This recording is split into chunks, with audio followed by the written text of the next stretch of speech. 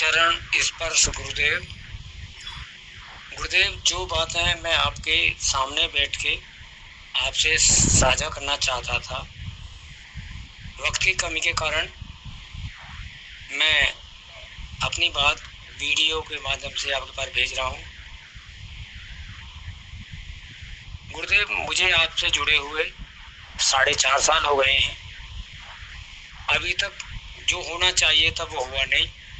यानी मैं ये कहना चाहता हूँ, जो मुकेश जी, जगजीत जी और अंकुर जी को घटा है वो मुझे भी घटना चाहिए था। क्या कमी रह गई है? कृपया इस तरफ इशारा करें, मुझे बताएं। गुरुदेव, मैं कुछ भी करने को तैयार हूँ, कुछ भी आप आज्ञा करें। ये सब मुझे भी घटे, ये मैं ऐसा चाहता हूँ। प्रणाम आप सभी को, और प्रणाम आपको भी। बहुत अच्छी बात है। हम एक एक घटना को और एक एक चीज को समझने की कोशिश करते हैं। जो मुकेश जी को घटा, जगजीत जी को घटा, अंकुर को घटा, राठी को घटा, नवीन को घटा, सुमन को घटा, निधि को घटा, बहुत सारे ऐसे लोग हैं जिनको ये घटा। मगर वो घटा कैसे? फिर 4.5 साल हो गए जुड़े हुए। 4.5 साल तो कुछ भी नहीं है। जैसे पलक झपकाई 4.5 साल। मुझसे पूछो तो ऐसा लगता है पलक झपकाई सदी बीत गई, पता ही नहीं लगता सदी कब बीत गई। 600 साल से लोग जुड़े हुए हैं। 4.5 साल तो 600 साल के आगे बिल्कुल छोटे से हैं। मैं कब से जुड़ा हूं, इसको दिमाग से निकाल दो। ये पूछो मैं कितना समर्पित हूं। मैं कब से जुड़ा हूं ये नहीं सोचो, मैं कितना समर्पित हूं इसे समझो। समर्पण क्या है वो मैं आगे बताता हूं। अगर इसको तुम समझ लोगे, समर्पण को अगर समझ लोगे, तो आज ही तुम परमात्मा के साथ एक हो सकते हो। परमात्मा मिलन के लिए समय की जरूरत नहीं होती है, ध्यान रखना। परमात्मा मिलन के लिए समय की कोई जरूरत नहीं। समय तो मनुष्य का निर्मित करा हुआ काल्पनिक शब्द है। ब्रह्मांड में कहीं कोई समय थोड़ी ना होता है।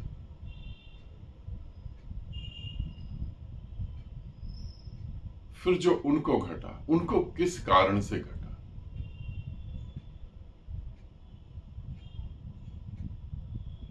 उनको घटा इसी कारण से कि वो समर्पित हुए। फिर आप भी समर्पित हैं, बहुत सारे साधक समर्पित हैं। फिर सभी को क्यों नहीं घट रहा? सभी को घटना चाहिए।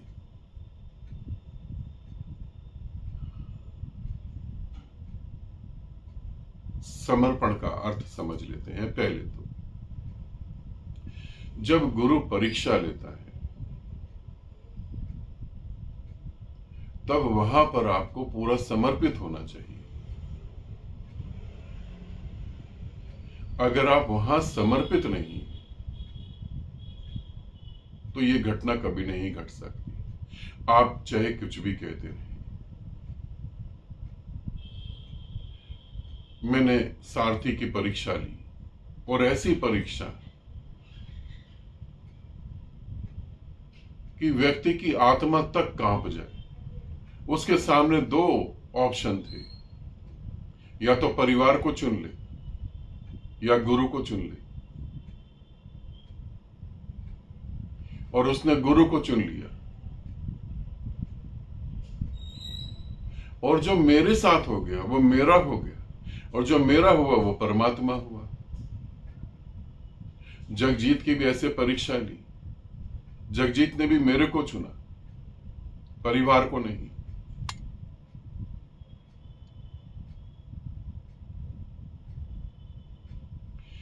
संदीप राठी की मैंने ऐसी बात ही बात में थोड़ी सी परीक्षा लेने की सोची। मैंने संदीप राठी को बोला कि अपनी बेटी को भी ध्यान करवाओ, अपनी पत्नी को भी ध्यान करवाओ।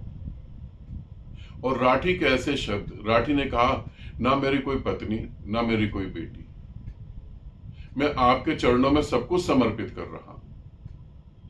आप ही के हैं वो सब, आप चाहो जो मर्जी करो।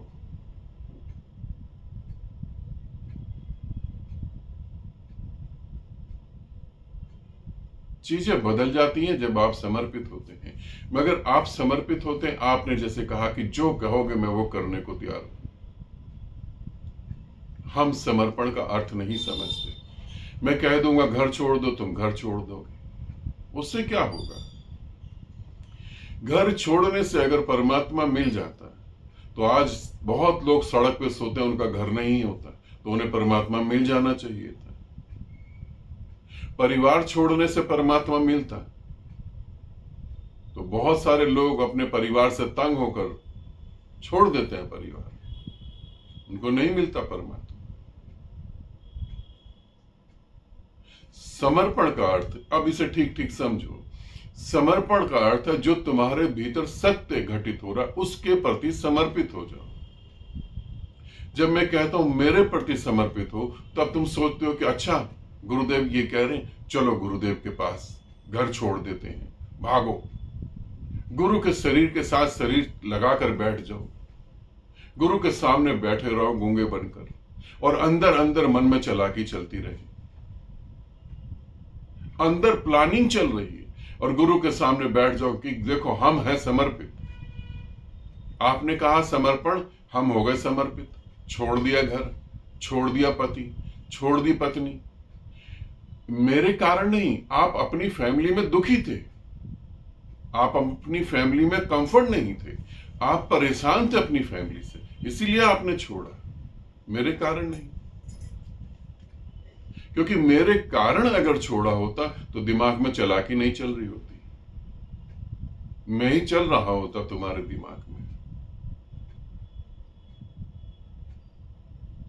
एक साधिका ने मेरे को बोला, वो बहुत समर्पण की बात कर रही थी, पूरी तरह से समर्पित, गर्दन काटना चाहो गर्दन काट दो, मरने को भी तैयार हूं। मैंने कहा चलो ठीक, ऐसे ही मजाक में मैंने कहा सब छोड़ के आ जाओ,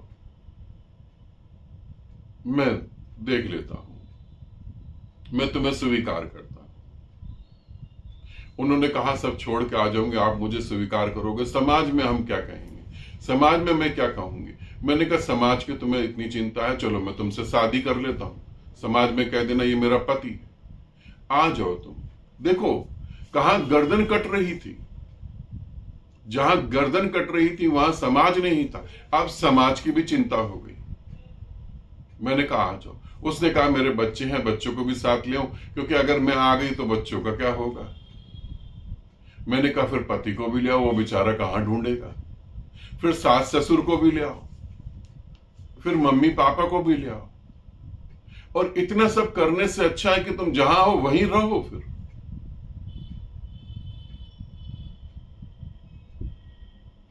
ये समर्पण नहीं है। समर्पण का अर्थ है जो तुम्हारे भीतर सत्य घटित हो रहा है उस सत्य के साथ खड़े हो जाओ, वही मैं हूं। जब मैं कहता हूं मेरे प्रति समर्पण, तब मैं वो कह रहा हूं जो तुम्हारे भीतर में घटित हो रहा हूं उसके प्रति समर्पित हो जाओ। जब मैं तुम्हारे भीतर घटित होता हूं, तुम्हारे भीतर रोना पैदा होता है, आंख में आंसू आते हैं। अब समाज में आंसू कैसे निकलेंगे, तुम छुपा लेते हो। तुम समाज के साथ खड़े हो या मेरे साथ खड़े हो, तुम्हारा मन कर रहा है बात करने का, मगर बात नहीं कर सकते क्योंकि समाज में हो, पूरी रिश्तेदारी के बीच में खड़े हो। तुम किसके साथ खड़े हो? और अगर फिर तुम कहते हो कि एक दिन समय आएगा तो हम ऐसा करेंगे ही करेंगे, तुम कितने जन्मों से ये बात सोच रहे हो कि एक दिन समय आएगा तो करेंगे। इसका मतलब तुम्हें दुख महसूस नहीं हो रहा। तुमने कहा जो कहोगे, जो कहोगे। याद करो एमपी में एमपी को याद करो, एमपी के शिविर को याद करो। मैंने कहा था बस ये सिर्फ इतना ही पीना है आपको। आपने क्या कहा कि अरे गुरुदेव छोड़ो, इससे क्या होगा, हम तो और पिएंगे। घटता तो वो एमपी में भी बहुतों को घटा। मेरे साथ अगर 4 दिन, 5 दिन, 3 दिन, 10 दिन का कोई शिविर करता है और वो ये कहता है कि 10 दिन के बाद मुझे कुछ नहीं घटा, तो जितनी फीस वो शिविर में देता है उसको तुम 100 से गुना कर दो, उतनी फीस में उसे वापस लौटा सकता हूं। क्योंकि मैं इस बात का दावा करता हूं कि मेरे साथ अगर तुम रह रहे हो और तुम्हें कुछ भी ना घटे, ऐसा तो हो ही नहीं सकता, मगर तुम मेरे बन के रह रहे हो या अपनी बुद्धि चला रहे हो। और अगर अपनी बुद्धि चला रहे हो तो कुछ नहीं घटेगा।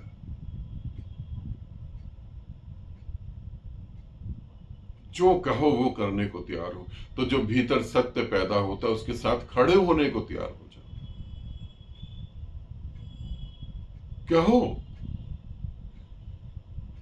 उसके साथ जियो, उसको वैल्यू दो। आज भी अगर मैं तुम्हें देखता हूं तो तुम्हारे दिमाग में कहीं एक कोने में 0.1% है परमात्मा। और जो साधक ने प्रश्न पूछा उसे नहीं, मैं सभी साधकों को कह रहा हूं, बाकी तो पूरा समाज है, परिवार है, सब कुछ है। जो भीतर घट रहा है उसके साथ खड़े हो जाओ। अगर तुम उसके साथ खड़े हो सकते हो तो तुम परमात्मा हो सकते हो। अगर तुम उसके साथ नहीं खड़े हो सकते तो कुछ भी नहीं हो सकता। फिर चाहे तुम घर छोड़ दो, फिर चाहे तुम आके मेरे पांव दबाओ, फिर तुम चाहे आके मेरे घर में खाना बनाओ, फिर चाहे तुम कुछ भी करो, फिर चाहे तुम कितना मेरे को प्रेम करते रहो, वो प्रेम ही कहां, वो प्रेम किस काम का जहां तुम बच सको। प्रेम का तो अर्थ ही होता है जहां तुम मिट जाओ। जहां तुम बचे हुए वो प्रेम नहीं, वो तो जहर होता है। उस जहर से तुम भी परेशान हो और जिसे दे रहे हो वो भी परेशान हो जाएगा। अपने भीतर जो घट रहा है उसके प्रति समर्पित हो। कैसे, समझा देता हूं। क्योंकि तुम ये भी कह सकते हो हम तो हैं समर्पित। मैं समझा देता हूं।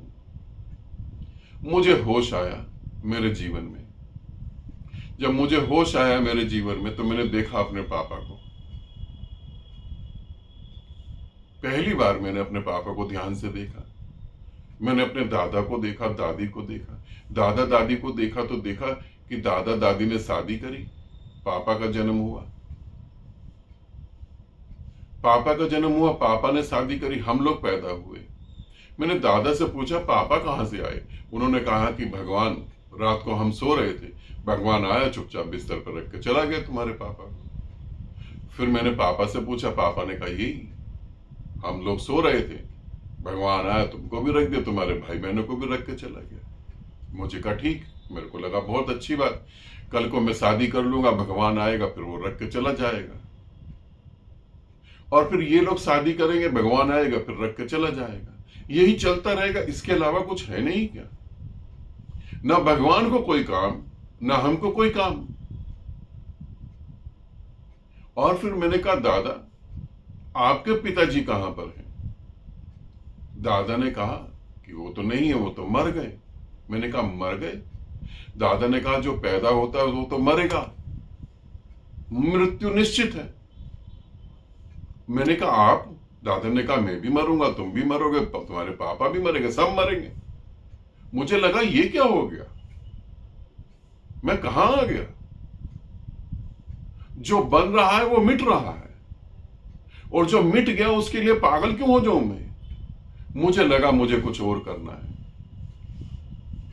और गुरु की तलाश हो गई।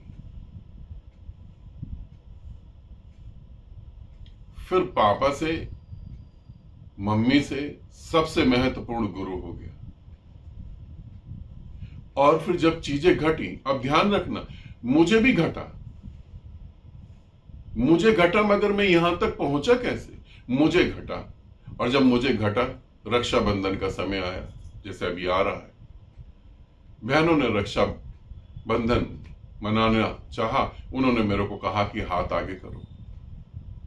मैंने कहा मगर मैं तुम्हारी रक्षा कैसे करूंगा, मौत से तो मैं तुम्हें बचा नहीं सकता क्योंकि तुम मुझे समझ नहीं रहे हो। पापा ने कहा ये बेकार की बातें मत करो, रक्षाबंधन है। मौसी की भी लड़कियां आई हुई थी, पापा ने कहा उनको जाना है घर वापस, तुम करो। मैंने बोला वो नहीं कर सकता मैं, क्योंकि इसका अर्थ नहीं है। पापा ने मुझे एक दो थप्पड़ भी मारे। पापा ने कहा बैठो और ये करो। मैंने कहा तुम मार दो, जान से मार दो। फिर दादी ने समझाया कि बेटा समाज है, समाज में जीना है तो हमें ऐसे करना पड़ेगा। मैंने कहा मैं अपना समाज खड़ा कर सकता हूं मगर ऐसे नहीं जी सकता। दादी ने भी एक हाथ मार ही दिया, गाल पे उंगलियां छप गई मेरे। रोता रहा मगर मैंने रक्षाबंधन नहीं करवाया, मैंने उसका विरोध कर दिया।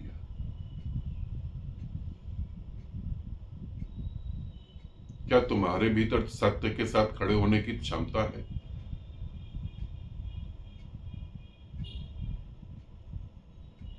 क्या तुम असत्य को असत्य कह सकते हो? आप तुम कह सकते हो आप तो गुरुदेव परमात्मा, आप तो कर सकते हैं। तुम थोड़ा सोचो। मैंने ऐसे जीवन को जिया और जब मैं उसके साथ खड़ा हुआ तो उसके संबंध मेरे साथ और बनते गए और बनते गए और बनते गए, इतने मजबूत हो गए। ऐसा नहीं कि आज मेरी बहन आती है और रक्षाबंधन नहीं होता, आती है और वो रक्षाबंधन करती है, मगर उसे भी पता है अंदर से कि इस काम का कोई अर्थ नहीं है।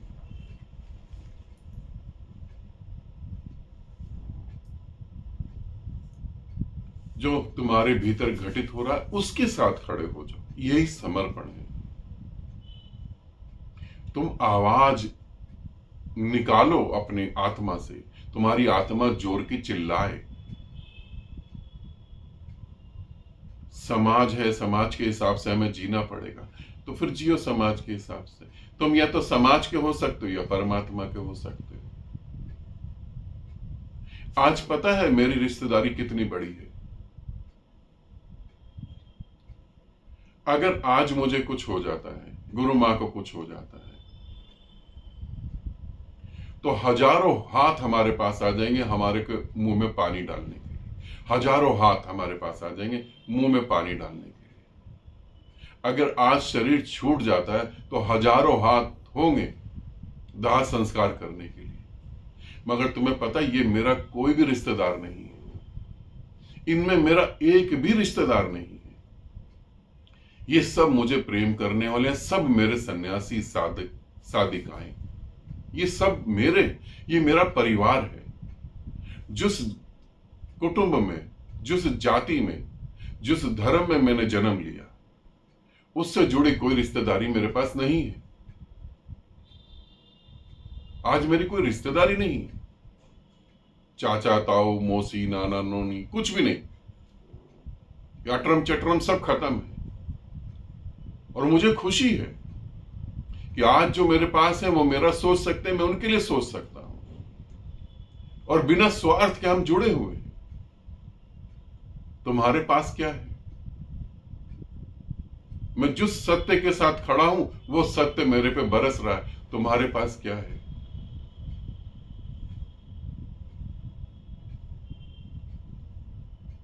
मेरे को कमी बताओ। तुमने कहा ना कि मैं सब कुछ करने को तैयार हूं, मुझे वो कमी बताओ, कमी की तरफ इशारा करो। कमी सिर्फ एक है।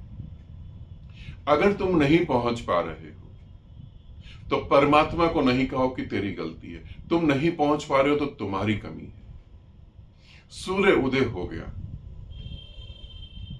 2,500-3,000 साल पहले बुद्ध के जीवन में, 5,000 5,500 साल पहले कृष्ण के जीवन में, जीसस के जीवन में, सबके जीवन में सूर्य उदय हो गया। सूर्य उदय की इंतजार नहीं करो, तुम आंख खोलने की सोचो। कैसे तुम अपनी आंख खोल सको वो सोचो। आज अगर किसी को परमात्मा नहीं घटित हो रहा मेरे साथ जुड़ने के बाद, तो समझो इस बात को कि तुम भीतर देख नहीं पा रहे हो। और अगर छुटमुट भी घटता है तो तुम उसका साथ नहीं देते हो। जिसका तुम साथ नहीं देते हो वो तुम्हें कहां से घटित हो। एक साधना मैंने रात को कराई और मैंने कहा सुबह की सुबह मुझे उत्तर देना। और सुबह जब मैंने पूछा सभी साधकों से कि आप बताएं अपना अपना अनुभव, सबका अनुभव हुआ। एक साधिका ने कहा मुझे कुछ अनुभव नहीं हुआ। मैंने कहा तुमने साधना करी? उसने कहा साधना तो करी। मैंने कहा ये कैसे हो गया कि तुमने साधना करी, क्योंकि मैं जो विधि तुम्हें करवाता हूं उसमें अनुभव ना हो ये भी नहीं हो सकता। क्योंकि वो विधि तो ऐसी नहीं है कि राम राम जप लो, है ना, या राधा राधा जप लो। वो तो साइंटिफिक विधियां हैं और रिजल्ट तो आएगा ही आएगा। तो मैं हैरान हो गया कि रिजल्ट क्यों नहीं आया। मैंने कहा तुमने क्या करा? उसने कहा साधना करी। साधना थी 1.5 घंटे की। उसने कहा मैंने 15 मिनट में साधना पूरी करी। उसके बाद गुरुदेव माफी चाहती हूं, मैं वेब सीरीज देखने लगी और सुबह तक वेब सीरीज देखती रही। परमात्मा घटित नहीं होगा भी नहीं कभी। अनंत जन्म लगा दो तब भी नहीं होगा, क्योंकि तुम वैसे चल ही नहीं रहे हो। इसे समझना, ठीक है। मैंने एक साधिका के बारे में बता देता हूं। मैंने उनको कहा, उन्होंने भी ये प्रश्न पूछा मुझसे कि मैं इतने समय से जुड़ी हुई हूं, मुझे कुछ नहीं हो रहा, इन सबको हो गया। तो मैंने कहा आप उनका नंबर लो, उनसे बात करो। उनसे बात करी उन्होंने। सभी ने कहा कि हम तो गुरुदेव के प्रति समर्पित हो गए, अच्छा बुरा वही सोचे, हमें मतलब नहीं है। उसने कहा मगर ये घटेगा कैसे? अब वो भीतर की बात को तो नहीं समझ पाई कि कैसे घटित होगा। उसने सोचा कि फिर मैं सब कुछ छोड़ देती हूं और ये घटित हो जाएगा। सब कुछ छोड़ने के बाद भी कुछ घटित नहीं हो रहा, क्योंकि फिजिकली छोड़ना अलग है, साइकोलॉजिकली छोड़ना अलग है। आप फिजिकली तो छोड़ सकते हैं मगर मन से थोड़ी ना। बद्रीनाथ में एक साधु से मिला, बद्रीनाथ या हरिद्वार में एक साधु से मिला। मैंने बोला कि तुम्हें कितना टाइम हो गया, तुम्हें कुछ घट क्यों नहीं रहा? उसने कहा कि मेरे को 25 साल हो गए घर से निकले हुए और सन्यास लिए हुए। 25 साल के आसपास उसे हो गए। तो मैंने कहा अभी तक परमात्मा घटा नहीं तुमको, 25 साल तो बहुत बड़ा समय हो गया। उसने कहा नहीं, प्रयास तो कर रहा हूं। फिर मैंने उससे पूछा कि पत्नी वगैरह की याद नहीं आती? वो रोने लगा। उसने कहा बहुत याद आती है। समझो, पत्नी अभी छूटी नहीं। अंतस में, मन में पत्नी बैठी हुई है। मन में पत्नी बैठी है, नीचे आत्मा है। आत्मा प्रकट ही कहां से होगी जब तक पत्नी ना विदा हो जाए। तुम्हारी आत्मा है, उसके ऊपर बच्चे हैं, पति है, पत्नी है, समाज है, भाई बहन है। ये हटेगा ही नहीं तो ये प्रकट कहां से होगा? इस वीडियो को अच्छे से समझना, अपने को धोखा मत दो। मेरे प्रति जो समर्पित होगा वो ये कह ही नहीं सकता कि मेरा जीवन व्यर्थ चला गया। ये मेरा दावा है, जिसका हाथ मेरे हाथ में आ गया वो परमात्मा होकर ही रहेगा। कोई संभावना ही नहीं है कि वो ना हो। इसे समझ लेना पूरी तरह से, ठीक है। आनंदित रहो, सदा खुश रहो। बहुत बहुत प्रेम आप सभी को।